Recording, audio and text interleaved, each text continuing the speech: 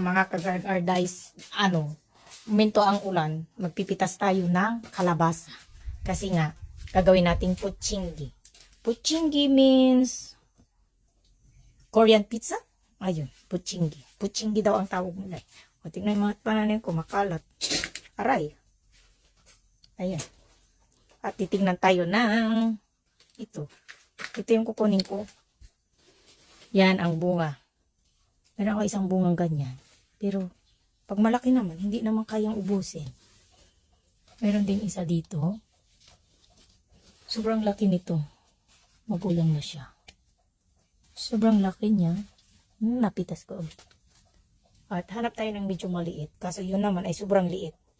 Ewan ko ba? Basta katamtaman yung gusto kong laki. Ayaw ko ng sobrang laki. Ayaw ko ng sobrang liit. Ayaw ko din na yun. Kasi medyo malaki. Ano ba hinahanap ko kasi?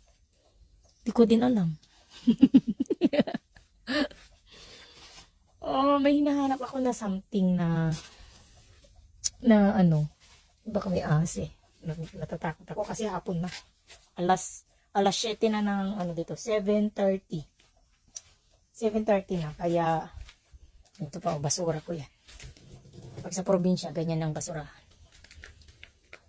Wala lang naman dito eh. Kasi nangihinayang ako pag malaki.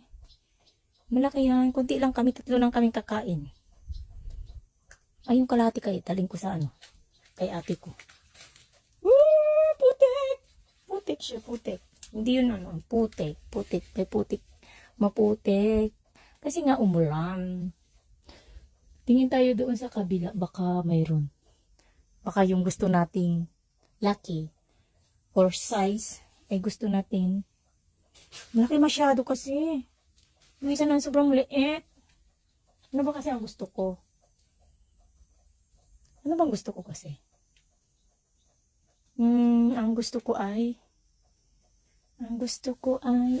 buti na lang tinanggal ko yung dito. Kung hindi nabulok. Kasi nga pala, kaya pala ganun ang itsura. Kasi ng tubig. Ay, naaagusan ng tubig dito pala.